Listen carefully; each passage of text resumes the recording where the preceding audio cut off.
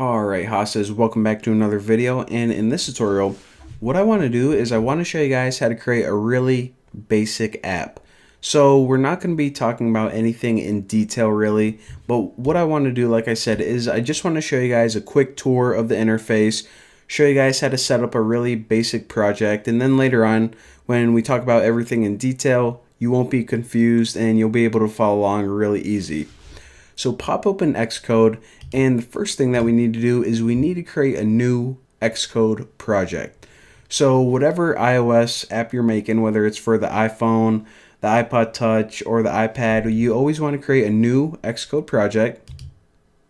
So click that, and let me readjust my windows so you guys can see it.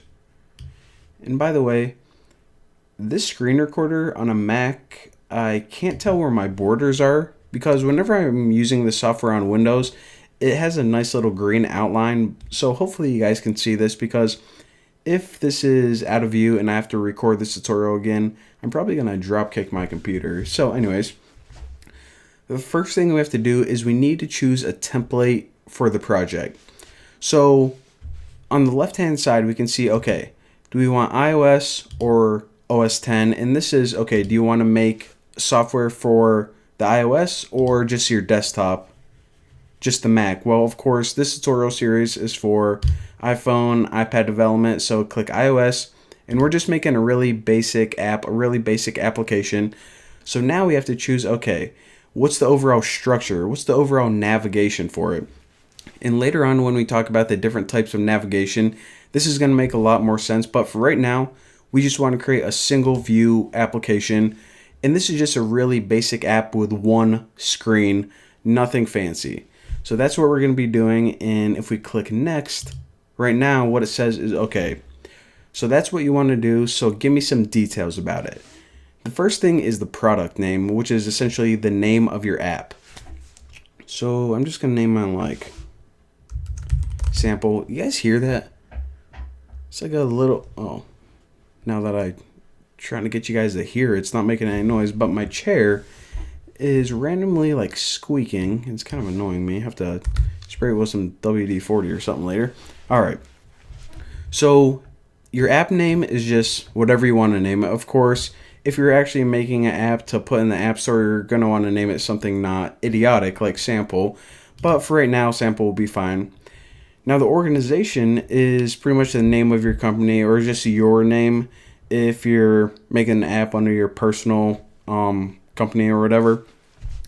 So whenever you put this in the App Store, it's going to say like sample by the New Boston, whatever. So that's what that is. Now your organization identifier is usually your website in reverse domain notation. And this is just standard practice among app developers. So my website is thenewboston.com. So whenever I want to identify myself in my organization, I'm going to use com.thenewboston. It kind of looks weird at first, but I don't know. That's what you do. So why do you do this? Well, whenever I put this app in the App Store, this is probably going to be like really popular, the greatest app ever made. However, there are already a bunch of apps named Sample. Well, what if I change this name to Photo Editor? Well, there's probably already like 1,000 photo editors in the App Store, but there's only one com.thenewboston.sample. So it's just a way that Apple and the App Store can identify your app from everyone else's. And yeah, that's a quick little tutorial on that. Now it says, okay, what language are you going to use? Well, Objective-C, that is the old language. We want to stick with Swift, the programming language of iOS future. And for devices, I'm just going to go with iPhone for right now.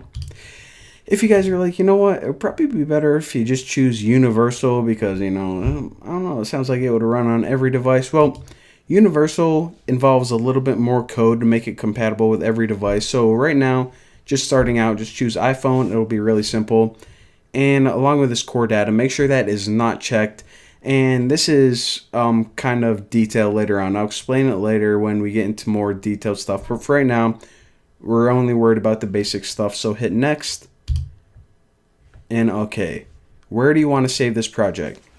Now, it doesn't really matter where you save it. It doesn't need to be in any special directory or anything.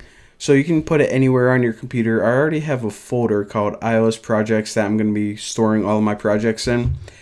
And another thing I want to make sure is make sure that you have this unchecked. Now later on I'm going to be talking to you about source control and version control and how to use Git and SVN. But for right now, it's an extra step that we don't really need. So uncheck that. We won't have to worry about it and click create.